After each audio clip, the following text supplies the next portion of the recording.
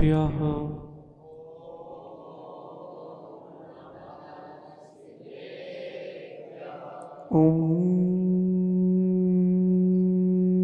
नमः सिद्धिभ्यः।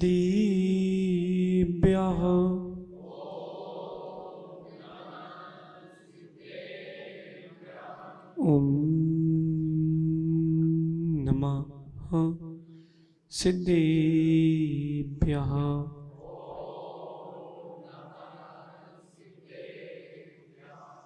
प्रणिपत्ये वर्धमानं प्रश्नोत्तररत्नमालिकां वक्षे नागनरामरवन्द्यं देवं देवाधिपं वीरम्। नमो वरन्दाणं नमो सिद्धाणं नमो आयिरीयाणं नमो वज्रायाणं नमो लोये सब सागुणम्।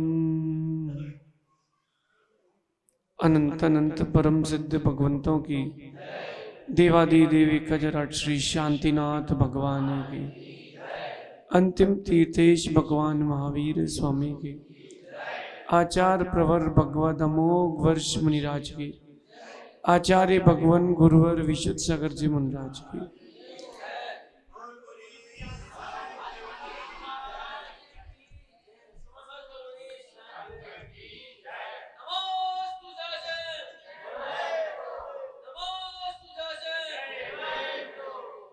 भव्य बंधु, अंतिम तीर्थेश भगवान महावीर स्वामी के इस पावन और पुनीत शासन में हम सभी विराजते हैं। तीर्थंकर जिनेन्द्र की पीयूष देशनाई मनुष्यों, हम सभी जीवों के कल्याण का साधन है। भगवान अमोघ वर्ष मुनिराज जीवन को निर्दोष बनाने के उपायों को बताते हुए ग्रंथ राज प्रश्नोत्तर रत्न मालिका जी में कह रहे हैं, अगर गुणों को धारण कर लिया तो जीवन निर्दोष हो जाएगा, और अवगुणों को धारण कर लिया तो निर्दोष जीवन भी स्वदोष हो जाएगा। विषय को समझना, भोजन कितना ही शुद्ध क्यों ना हो, अटपहरा घी हो, अंतर मुहूर्त का तपाया हुआ दुग्ध हो, और मर्यादा के अनुसार नमक आटा मसाला भी क्यों ना हो, लेकिन रात्रि में किया जाएगा वो भोजन, अगर उस भोजन को रात्रि में किया जाए जो मर्यादित हो, तो भी वो भोजन अशुद्ध हो गया। और कितना ही शुद्ध भोजन क्यों ना हो, अयोग्य स्थान पर किया जाएगा तो उस पर प्रश्न तो उठेंगे। इसलिए गुणों को ग्रहण करना सीखो। जो वस्तु, जो व्यक्ति जिस योग्य है और जब उसकी योग्यता है तब ग्रहण करना चाहिए। आप लोग आम खाते क्या? लौकी लौकी खाते क्या? ये लौकी भक्ष है कि अभक्ष? हाँ, लौकी भक्ष है, लेकिन हर समय नहीं। अगर छोटी सी लौकी है, जौआ है, यहां क्या बोलते हैं आपकी भाषा? छोटी सी है और बहुत ज्यादा मुलायम है तो वो अभक्ष है। ऐसी जो आम, कच्चे आम खाते ना आप लोग, कैरी कैरी, अगर वो बहुत छोटी सी है तो वो अभक्ष है, और पक गई तो भक्ष है, और बहुत अधिक पक चुकी है तो फिर अभक्ष है। हर वस्तु के गुण का एक निश्चित समय है। महावीर भगवान को भी जब वो घर में थे तो किसी ने उनकी पूजा नहीं करी। क्यों नहीं करी? अभी गुण तो थे लेकिन वो गुण नहीं थे जो पूज्यता के लिए है। सम्यक दर्शन और सम्यक ज्ञान से युक्त तो थे, सम्यक चारित्र से युक्त नहीं थे। भगवान अमोघ वर्ष मुनिराज प्रश्नोत्तर रत्न मालिका ग्रंथ आज पूर्ण कर रहे हैं। यह भी मंदसौर का इतिहास है। ये ग्रंथ भोपाल में प्रारंभ किया था और मंदसौर में पूर्ण हो रहा है। अंत की दो गाथाओं में श्लोक में कह रहे हैं, इति कंठ गता विमला प्रश्नोत्तर रत्न मालिका ये शाम ते मुक्ता भरणापि विभांति विद्वत समाजेषु। बहुत सुंदर बात कह रहे हैं। समझ में आ गई तो बात समझ में आ गई तो कीमती है, नहीं तो क्या कीमत है। समझ में ना आए तो स्वर्ण के हार की, हीरों के हार की भी कोई कीमत नहीं है। सुरेश जी क्यों चेहरा उदास क्यों, मुस्कुराओ। अरे मंदसौर में 10 मंदिर थे, अभी अपूर्ण थे, 11 हो गए, अब पूरा हो जाएगा। मन को प्रसन्न रखो, क्यों उदास खड़े हो। सुरेश जी कहाँ हो, उदास क्यों। हाँ बस जितना प्रसन्न रहोगे उतना जीवन में आनंद और कार्यक्रम में उतना आनंद रहेगा। जीवन में कष्ट क्यों ना हो, अप्रमित सागर कष्ट कष्ट में रहे लेकिन कष्ट उपस्थित ना हो। दुनिया के सामने अगर आपके दुख उपस्थित हो जाएंगे तो आपके लिए दीनता प्रकट की जाएगी, बेचारे नहीं, प्रसन्न चित्त रहो। भगवान अमोघ वर्ष कह रहे हैं, इस प्रकार जिन पुरुषों के निर्दोष प्रश्नोत्तर रत्नमाल का नाम का ये ग्रंथ कंठ में भरा रहता है, हृदय में रहता है, बुद्धि में रहता है, वो बिना आभूषणों के भी विद्वानों की सभा में सुशोभित होते हैं। बताओ आप दिगंबर मुनिराज कौन सा आभूषण पहने हैं लेकिन आपसे सुंदर लगते हैं। आप 16 श्रृंगार कर लो लेकिन बगल से दिगंबर मुनिराज लिख जाए पिची लेते हुए, फिर तो क्या आनंद आता है। नग्नता में वो शोभा है जो आभूषण में नहीं है। वो शोभा रत्नत्रय से है, निर्दोषता से है। जो ग्रंथ सम्यक्त की ओर आपको ले जाए वो निर्दोष ग्रंथ है, और जो ग्रंथ आपको सम्यक से दूर ले जाए वो स्वदोष है। अमोघ वर्ष मुनिराज जिन्होंने हे उपादेय के ज्ञान को प्राप्त कर लिया, गाथा नंबर 29 में कह रहे हैं कि हे उपादेय के ज्ञान होने से जिन्होंने राज्य पाठ को छोड़ दिया, ऐसे अमोघ वर्ष मुनिराज ने ये सज्जनों के लिए आभूषण के समान इस ग्रंथ की रचना की है। जीवन में निर्दोषता किससे आती है? धन की वृद्धि से। बताते जाना आप लोग। पवन भैया जीवन में निर्दोषता किससे आती है? धन की वृद्धि से, कॉलोनी बना लेने से, सफल व्यापारी बन जाने से। ध्यान से सुनते जाना पूरी बात। सौधर्मेंद्र जी,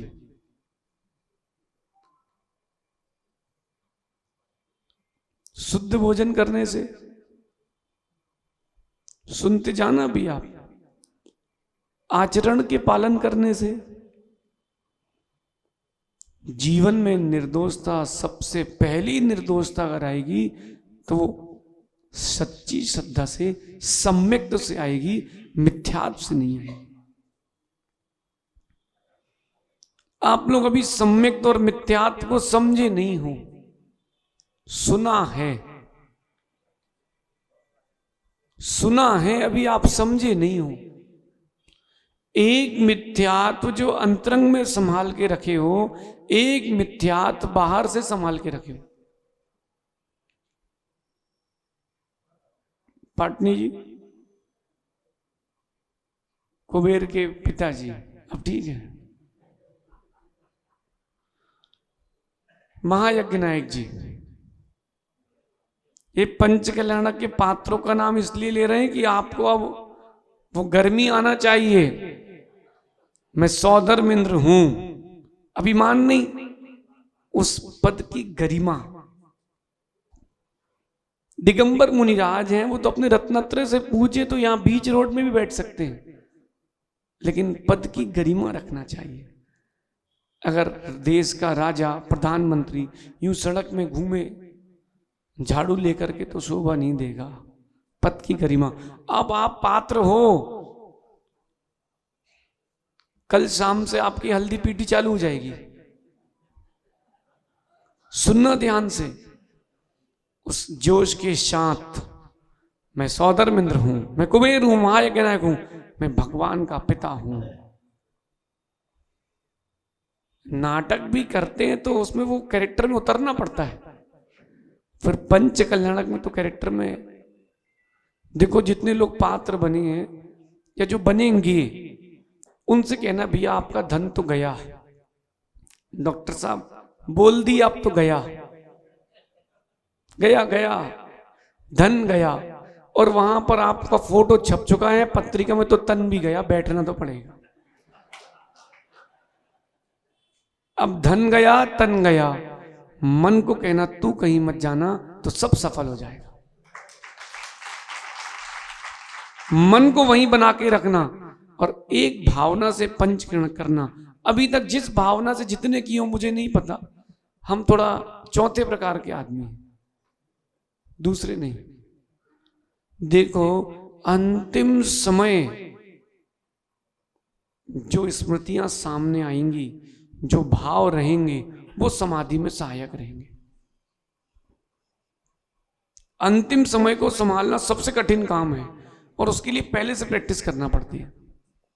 क्रिकेट देखा होगा आप लोगों ने, देखा है? बॉलर के हाथ से बॉल छूटी तब तक कुछ नहीं, टिप्पा खाई तब तक कुछ नहीं, बस बैट्समैन ने ऐसा टच कर दिया, सीधा बाउंड्री के पार। खेल आखिरी समय का है। इसे जितने भी लोग पात्र बने अथवा पंचगणक देखने आएंगे, आप लोग तो आओगे नहीं? आओगे कि भोजन की व्यवस्था करवाएं तब आओगे? है? हाँ, तो फिर सब आएंगे। इस पंचकल्याणक की स्मृति अपने अंदर रखना। भैया जी से हमने कहा जैसे घर की शादी होती ना, ऐसा पंचकणक होना चाहिए। किसी के लिए कोई रोक नहीं, किसी के लिए कोई टोक नहीं। और टोका टोका के चक्कर में व्यक्ति के भाव खराब हो जाते हैं। बाबूजी शांतिलाल बड़ा थे, कोई रोका टोका नहीं। हाँ, जब मर्यादा का काम है तब, बाकी किसी के लिए वेदी पर जाने के लिए मना नहीं, जिसको जहां श्रीफल चढ़ाना चढ़ाए। मंद सौर का पंचकल्याणक, ये जितने वृद्ध हैं, जितने युवा हैं, उनकी स्मृति पटल में रह जाए। अंतिम समय विषयों की याद ना आए, ये पंचकल्याणक याद रह जाए। हो गई अच्छी समाधि। इंदौर वालों से पूछो, उनको तो पंचकल्याणक ही याद हो गए हैं कि अब क्या होगा। क्यों विकास भाई, कि अब क्या होने वाला है? लोग कहते भगवान की दीक्षा कब होगी, बोले ये लोग कहते 15 मिनट बाद होगी। अभी तुमको नहीं पता, हमने 9 देख लिए। धीरे धीरे आएगा। अपना विषय पर आते हैं। आपका सबसे बड़ा शत्रु मिथ्यात्व, और जीवन को निर्दोष बनाना है तो सम्यक्त्व। ये मिथ्यात्व क्या है? ये मिथ्यात्व बंध का सबसे पहला प्रत्यय है, अकिंचित कर नहीं है। जो आपको संसार में ढकेलेगा ना, वो सबसे पहला प्रत्यय मिथ्यात्व है। उसके कारण जीवन सदोष होता है। प्रश्नोत्तर रत्नमालिका जैसे ग्रंथों को पढ़ करके जीव मिथ्यात्व से दूर होके सम्यक्त में आता है, और जीवन की निर्दोषता सम्यक्त के साथ है। रत्नकंठ श्रावकाचार में भगवान समंत भद्र स्वामी कहते हैं, ना सम्यक्त समम किंचित। बोलो आप प्रमित सागर। त्रैकाल्ये त्रिजगत्तपि श्रेयो श्रेयस मिथ्यात्वा। बहुत सुंदर श्लोक कह रहे हैं। सम्यक्त के समान श्रेय यानी आपका कल्याण करने वाला दूसरा नहीं हुआ, और मिथ्यात्व के समान हानि पहुंचाने वाला दूसरा नहीं हुआ। सम्यक की ओर जाओ। आपको लगता है कि मंदिर में पूजन अभिषेक करने से, गुरुओं को आहार देने से, उनका विहार करा लेने से, स्वाध्याय कर लेने से सम्यक्त हो जाएगा, तो भी आप गलत फहमी में हो। अभी आप गलत फहमी में हो। सारा खेल भावों का है, सारा खेल भावों का है। अगर आप किसी व्यक्ति अथवा वस्तु के प्रति तीव्र कसाय रखे हो, 6 महीने से अधिक हो गई है, गुणस्थान गिरेगा, मिथ्यात्व में चले जाओ। आपका किसी से कोई बैर है, मन में देखो, मन में खोजो, वो 6 महीने से अधिक हो गए हैं, अभी आप मिथ्या दृष्टि हो। चाहे आहार दो, चाहे पूजा अभिषेक करो, चाहे स्वाध्याय करो, चाहे मंदिर बनवाओ, चाहे पंचकर्ण करो, चाहे कुछ भी कर लो, चाहे भगवान रख लो,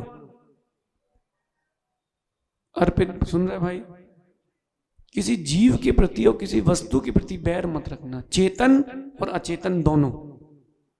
माना कि आपने कोई कंपनी का फोन लिया और वो खराब निकल गया, उस कंपनी के प्रति बैर मत बांधना।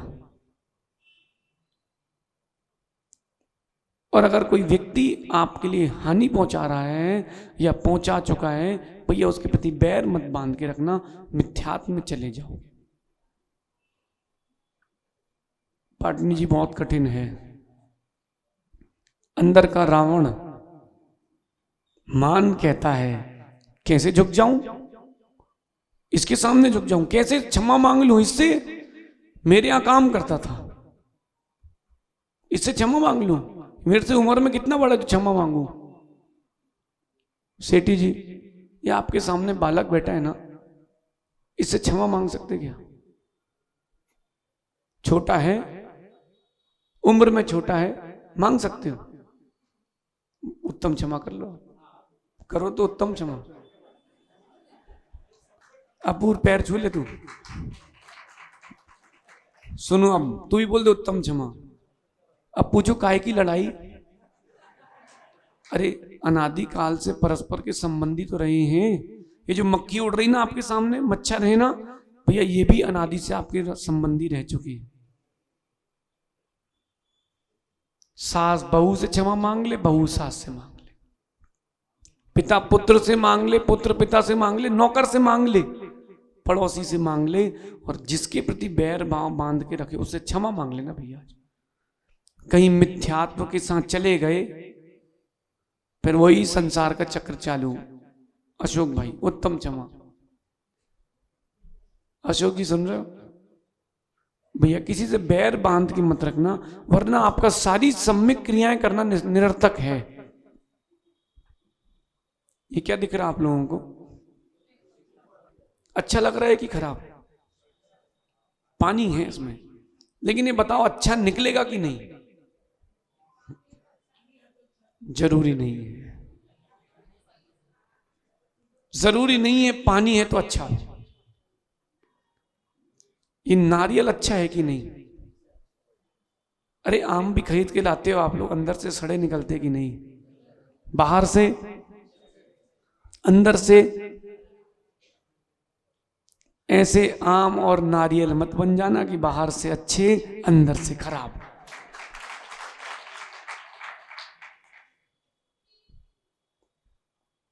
किसी के प्रति अगर आपने बुरे भाव रखे हैं, कसाय बंद कर लिया है, 6 महीने से अधिक हो गए हैं, अपने अपने में टटोल लो।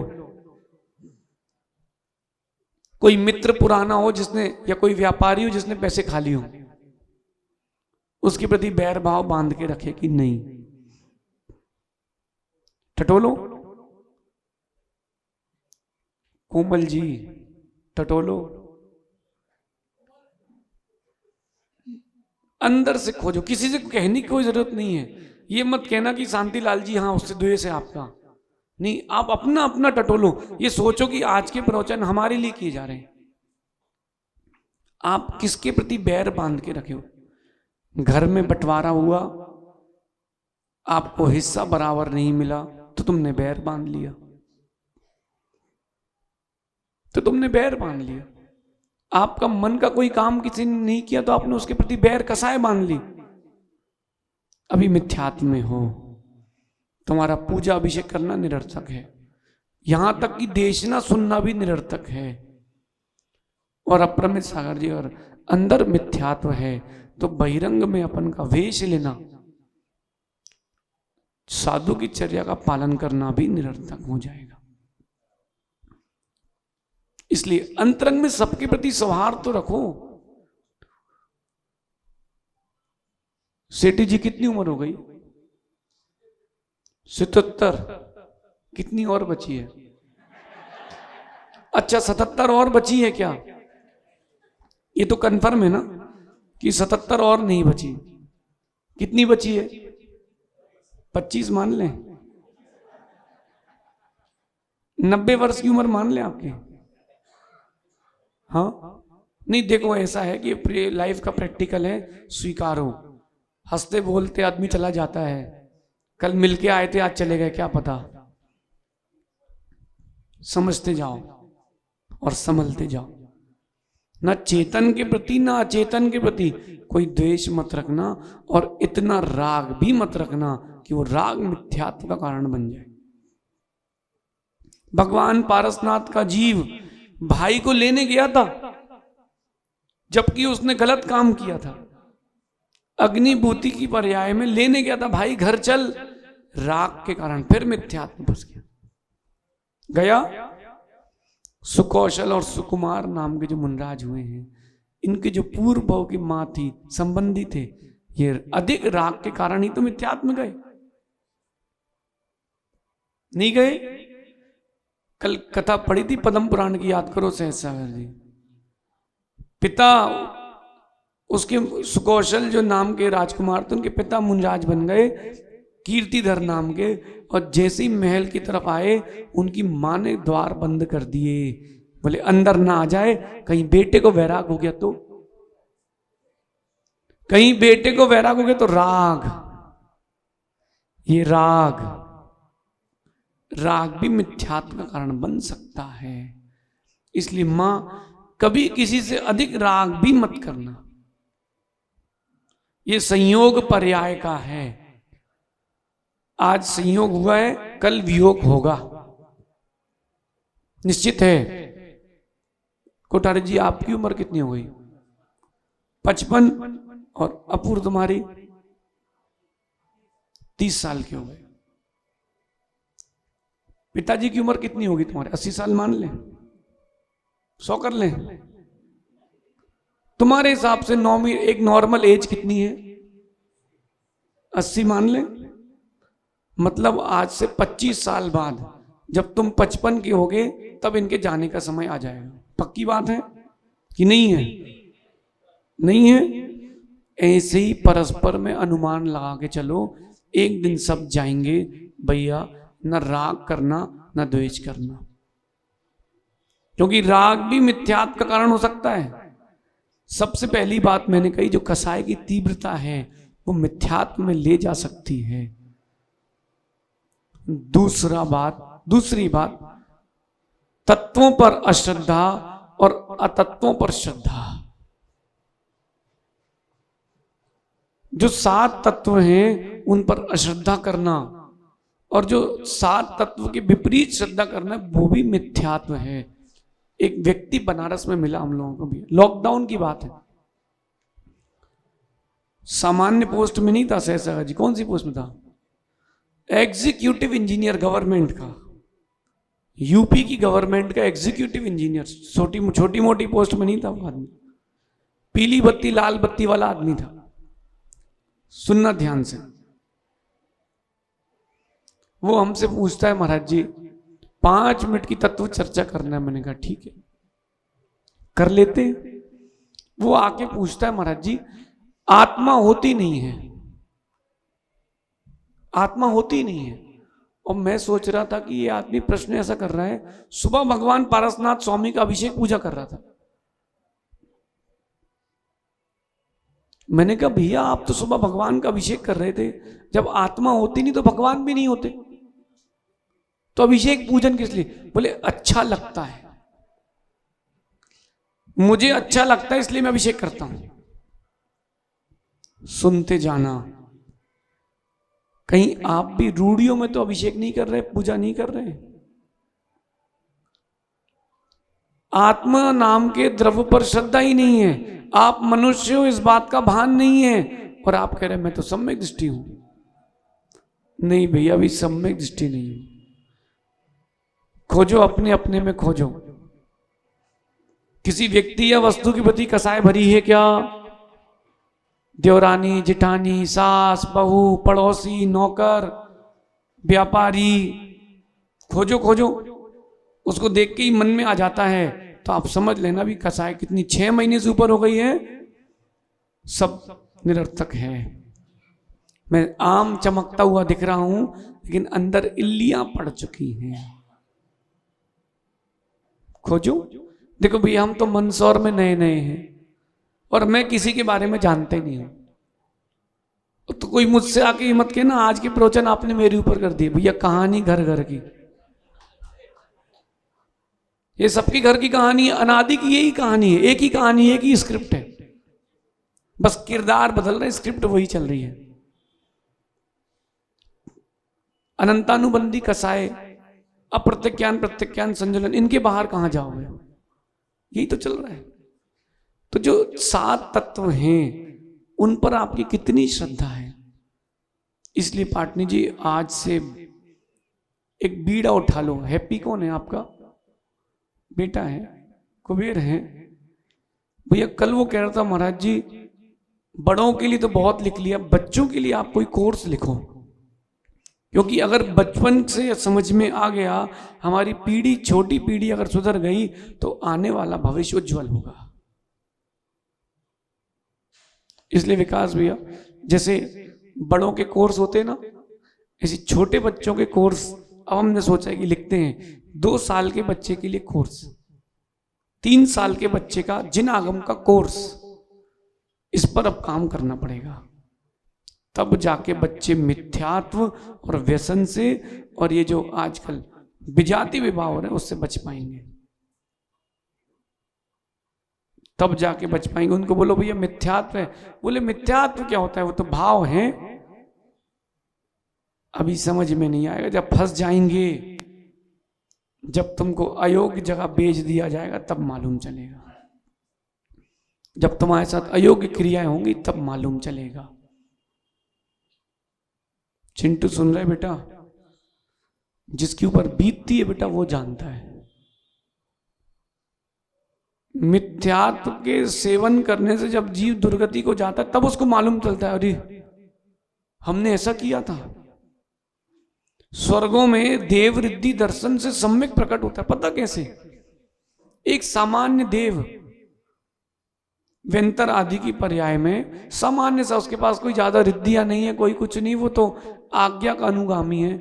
वो देखता है सौदर्मिंद्र का विमान इतना बड़ा, इतनी देवियां, इतना बड़ा परिकर, अवधि ज्ञान लगाता है स्वयं, मैंने पूर्व में मिथ्यात्व का सेवन किया था तो मुझे क्षुद्र भवनत्रय पर्याय मिली है, देव दुर्गति, और इसने सम्यक्त का सेवन किया था, मुनि बने थे वो, इसलिए सौदर्मिंद्र बने। सम्यक्त श्रेष्ठ है, मिथ्यात्व श्रेष्ठ नहीं है। ऐसा भाव आता है। भैया जाग जाओ, जीवन में निर्दोषता जागृत कर लो। इस पंच कल्याणक में 5 दिन अपन को यही समझना है हम कैसे अपने जीवन को मिथ्यात्व से दूर भगा के सम्यक्त की ओर, चारित्र की ओर लेके आ सके, क्योंकि ये नींव है। पहला मटका उल्टा तो सारे मटके, एक मटका उल्टा रखो बाकी सीधा रख सकते क्या? हाँ, पहला मटका उल्टा तो सारे मटके, और पहला मटका सीधा तो सारे मटके। वही गौतम स्वामी, वही गौतम स्वामी मिथ्या दृष्टि थे।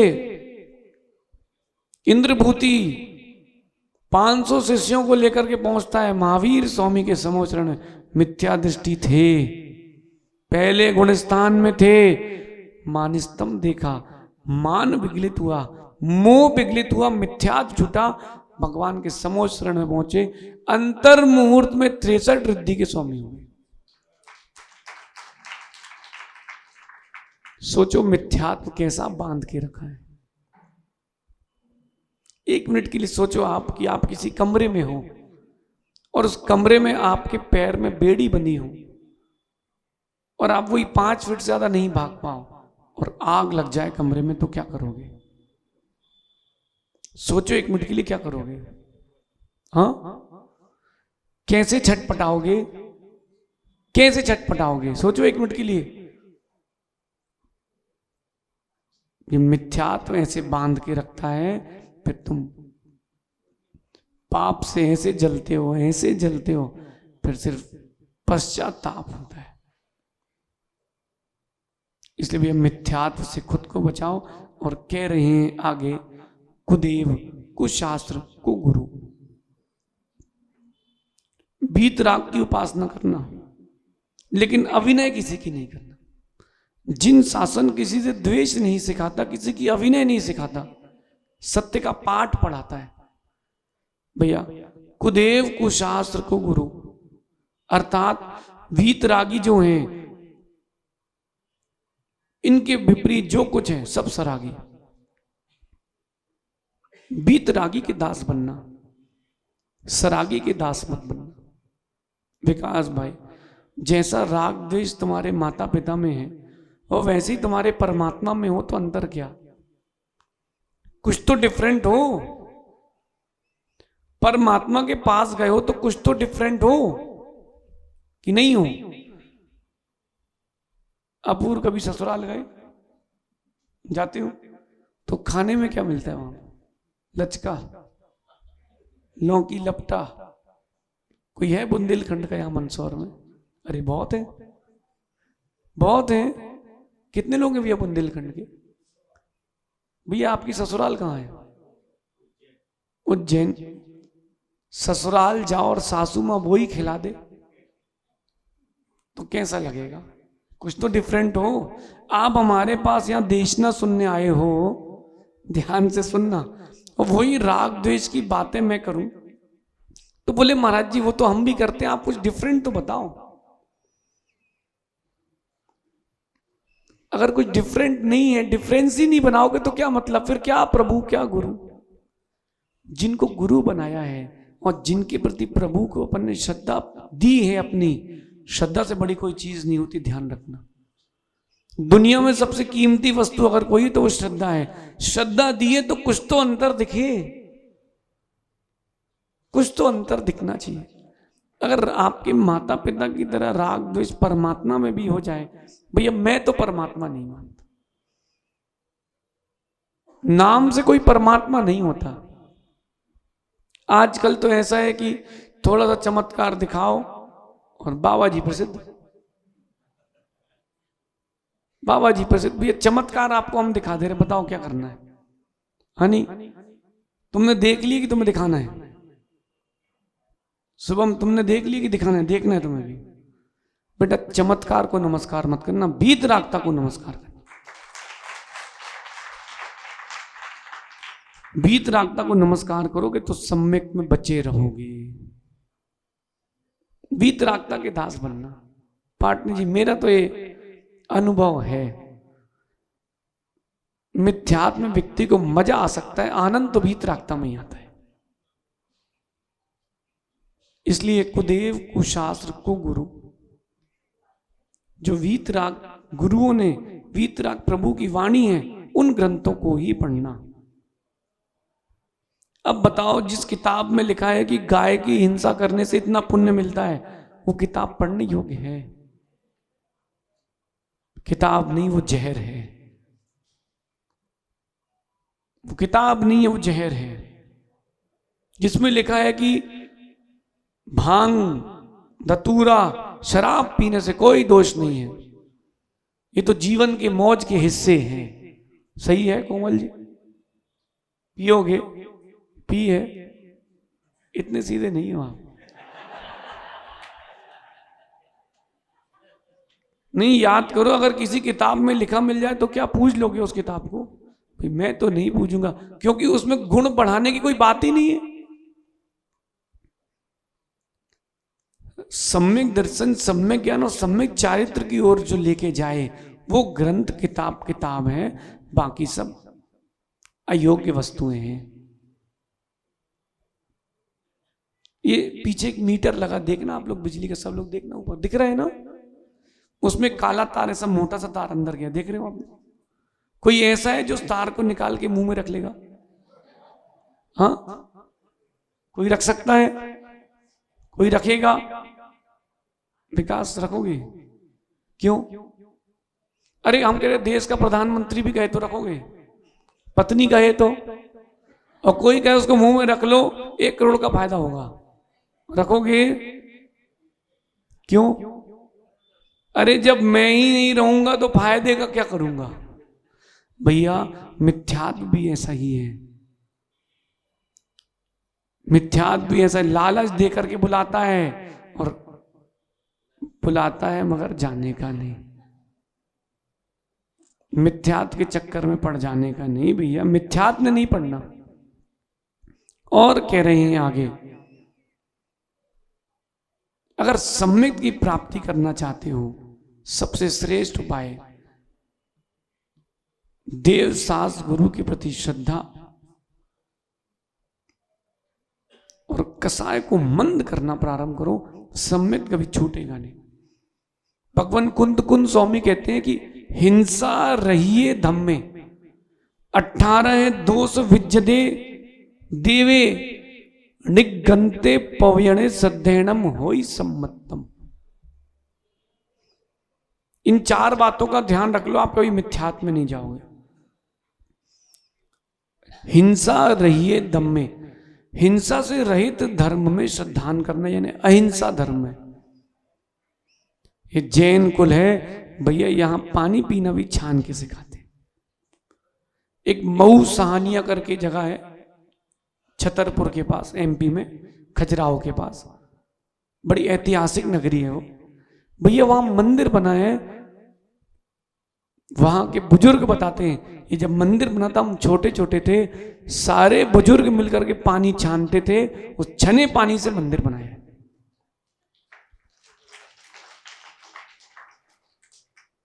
बोले धर्म करना है और हिंसा के साथ नहीं, नहीं, धर्म में हिंसा नहीं, हिंसा में धर्म नहीं। जो हिंसा रहित धर्म है उसमें श्रद्धा होना चाहिए। 18 दोष विज्जदे देवे, जो 18 दोषों से रहित हैं वो देव, जिनमें न राग है, न द्वेष है, न परिग्रह। देखा कभी आपने भगवान महावीर स्वामी की मूर्ति ऐसे आशीर्वाद देते हुए देखी किसी ने? आचार्य परमेष्ठी की तो ऐसे बनती आशीर्वाद देते हुए, उपाध्याय परमेष्ठी की बनती, लेकिन अरिहंतों की नहीं बनती। क्यों? क्योंकि भगवान को राग द्वेष नहीं है। शत्रु के लिए भी वही भाव है जो मित्र के प्रति, न पूजियार्थ त्वयि वीतरागे न निंदिया नाथ विवांत वैरे। न भगवान पूजा करने वाले के प्रति खुश होते हैं, न निंदा करने वाले के लिए कभी कोई श्राप देते हैं, न उसका वध करने के लिए निकल जाते हैं। ये वीतरागी भगवान है, ये अपनी मुद्रा में लीन रहते हैं। भगवान पारसनाथ की शक्ति कितनी थी पता है आप लोगों को? जब वो कमट का जीव काल संवर नाम का दैत्य यक्ष उपसर्ग कर रहा था, अगर भगवान पीछे मुड़ के फूंक देते ना, फूंक देते बस, असंख्यात योजनों दूर, असंख्यात द्वीप दूर गिरता, वो इतनी शक्ति थी भगवान में। भगवान पारसनाथ ने कहा नहीं, तू अपना काम कर, मैं अपना काम करूंगा। इसलिए आज मंदिर मंदिर में उनकी प्रतिमा रखी है। तू अपना काम कर, मैं अपना काम करूंगा। 18 दोषों से रहित, न पसीना आता है भगवान को, न आंखों की टिमकार होती है, न कोई आभूषण पहने हैं, न किसी से राग है, न द्वेष है, न मोह है, न भूख लगती, न प्यास लगती है। ये आदि इत्यादि जो 18 दोष हैं, इनसे जो रहित है वो देव। निगंते निर्ग्रंथ गुरु, निर्ग्रंथ, अंतरंग में भी कोई परिग्रह का भाव नहीं। अपूर्व। इतने साल हो गए तुमको, 2015 से तो जुड़े ही हो, 8 साल हो गए ना, बताओ आज तक आपसे कोई चीज मंगवाई हो? और कोई मंगवाए तो नहीं लाओगे? क्या नहीं लाओगे? लेकिन आज तक कुछ मंगवाया हो तो बताओ। हाँ, निर्ग्रंथ गुरु निर्ग्रंथ रहते हैं, यानी निष्परिग्रही रहते हैं। उनको चाहिए क्या? विकास भैया, ग्रंथ, पिची कमंडल, ज्यादा हुआ लिखने के लिए जिनवाणी, माला फेरने के लिए माला, बस। दिखावे की क्या जरूरत है और झूठ की क्या जरूरत है? साल में भैया 2-3 बार आचार्य श्री की वहां से डायरियां और पेंसिल भी आती है, माला भी आती है, तुमको किसी से कुछ मांगना ना पड़े बेटा, हम हैं। निर्ग्रंथ गुरु निष्परिग्रही, किसी प्रकार का कोई परिग्रह नहीं, बस जीवों की रक्षा के लिए पिच्छी और संयम की रक्षा के लिए पिच्छी और देह की शुद्धि के लिए शौच का उपकरण और आत्मा की पवित्रता के लिए ये जिनवाणी। ना कोई लैपटॉप ना कोई फोन, नहीं तो हनी बोले महाराज ये लेटेस्ट आया आपके लिए। नहीं भैया, निष्परिग्रही। और अंत में कह रहे हैं प्रवचन, जिनवाणी, निर्ग्रंथ गुरुओं के द्वारा, निर्ग्रंथ प्रभु के द्वारा जो कहे गए वचन, वो जिनवाणी। इस पर श्रद्धा कर लो भैया, सम्यक्त सद्दैनम हो ही सम्मतम। इससे सरल परिभाषा नहीं कर सकते पाटनी जी, इसे सरल नहीं कर सकते भैया। अपने अंदर श्रद्धा भी जागृत करो और कसाय को मंद भी करते जाओ। 2 चीजों पर गौर करना, कसाय की मंदता और श्रद्धान सच्चा। क्योंकि सच्चा श्रद्धान मिलने पर भी जब कसाय की तीव्रता आती है, श्रद्धान टूट जाता है। आप मंदिर आए पूजा अभिषेक करने, सेठी जी अभिषेक करने आए और जैसे ही शांति लाल जी दिख गए तो उस तरफ मुंह कर लिया। बोले क्यों? अरे वो पिछली बार पंचगणक में वो अध्यक्ष बन गए थे, मेरे को पूछा ही नहीं, मैं तो देखूं नहीं कभी उसकी ओर, जाऊं नहीं, घर उसकी गली से ही नहीं जाऊं। नहीं भैया। और नमोकार पर श्रद्धा है, कितने लोगों की है श्रद्धा है? अच्छे से सोच लो एक बार नमोकार सुनाना जरा भैया। पहला पद क्या है? फिर से बोलना जरा, नमो अरहंताणम। इसका हिंदी बताएगा कोई? प्रवेश, हिंदी क्या है इसकी? अरिहंतों को नमस्कार हो कि अरिहंत को नमस्कार हो? कि अरिहंतों को? एक अरिहंत को नहीं, हम सभी अरहंतों को मानते हैं, चाहे वो तीर्थंकर हो, केवली या सामान्य केवली, हम सबकी पूजा करते हैं।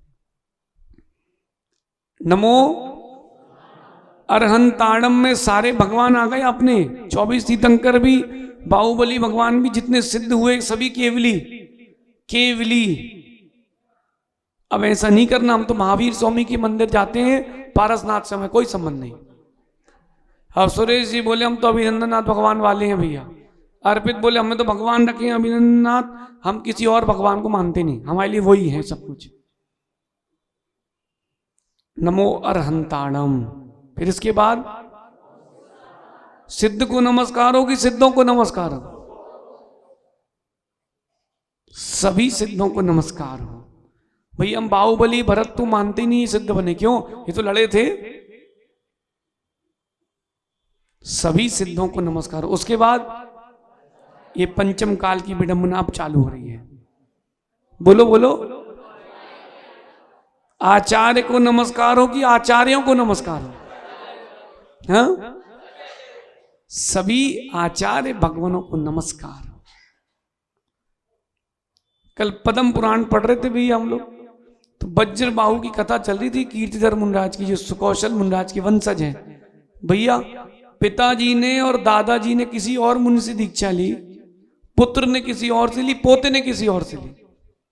जबकि उस समय मुनिराज से दीक्षा ली, उस समय आचार परमेष्टि भी तो होंगे, नहीं होंगे?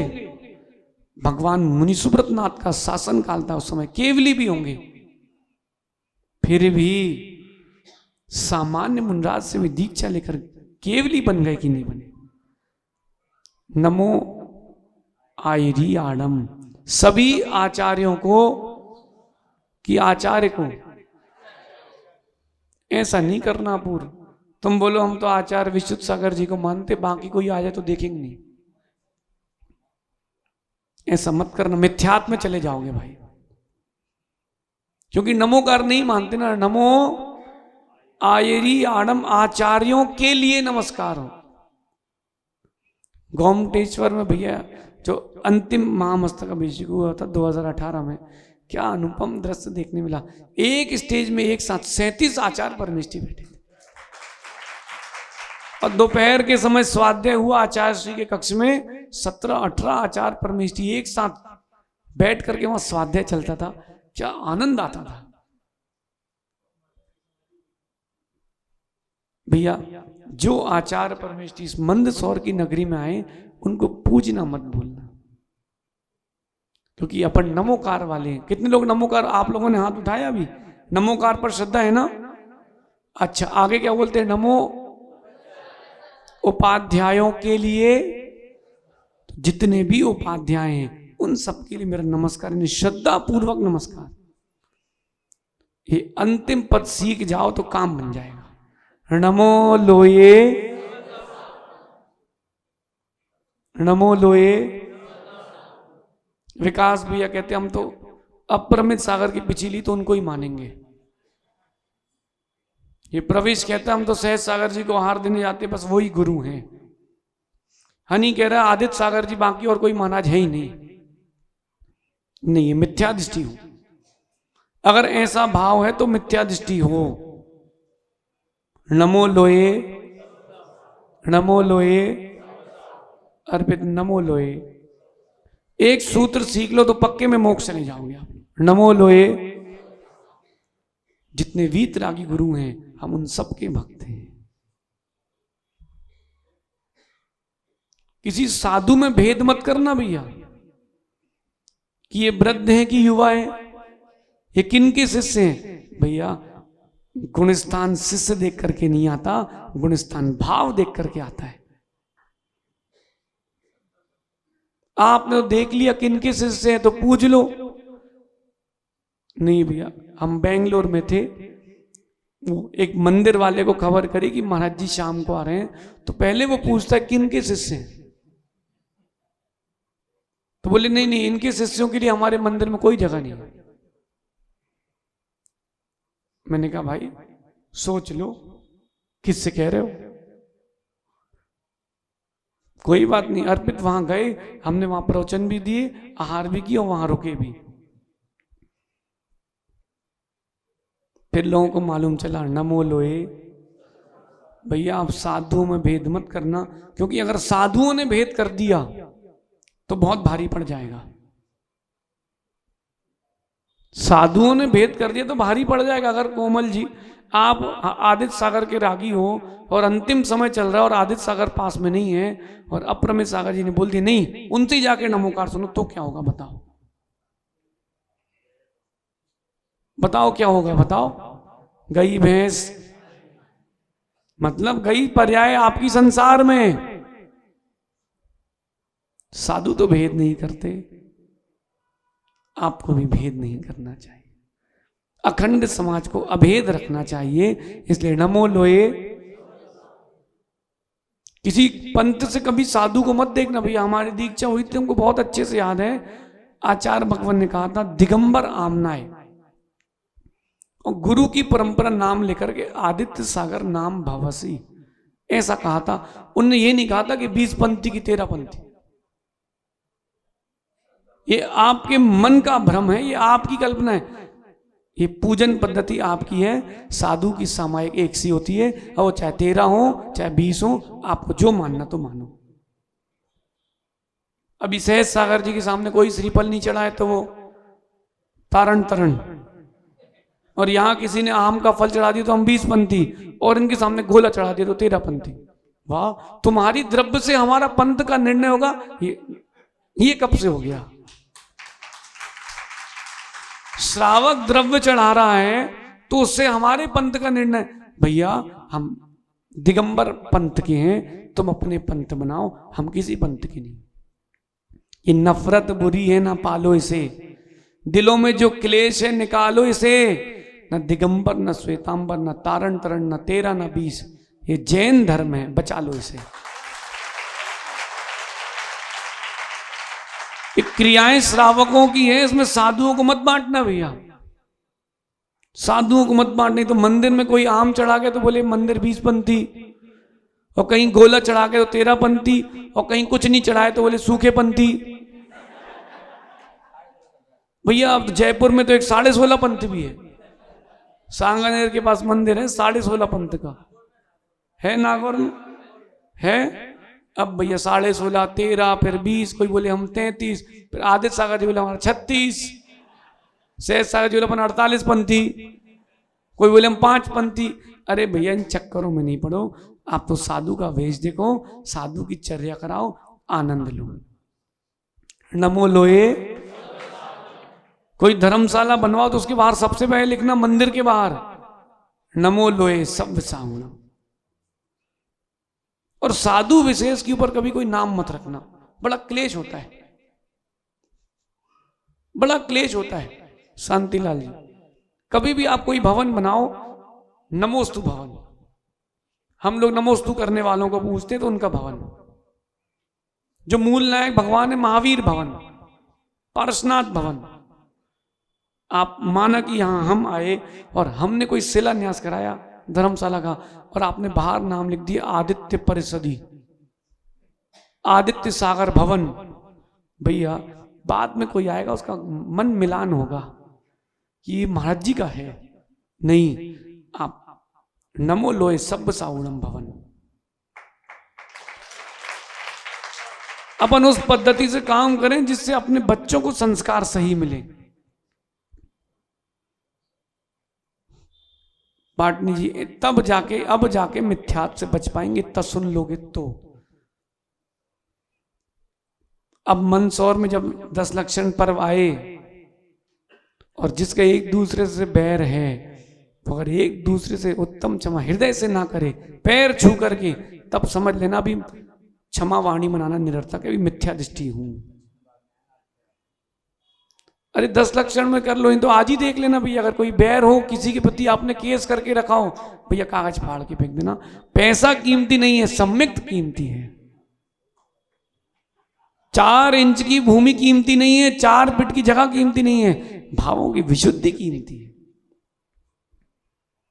आ रही बात समझ में कि नहीं आ रही?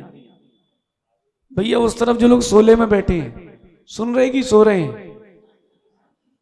वो तो सोच रहे कि जल्दी समाप्त हो तो लॉटरी लगे।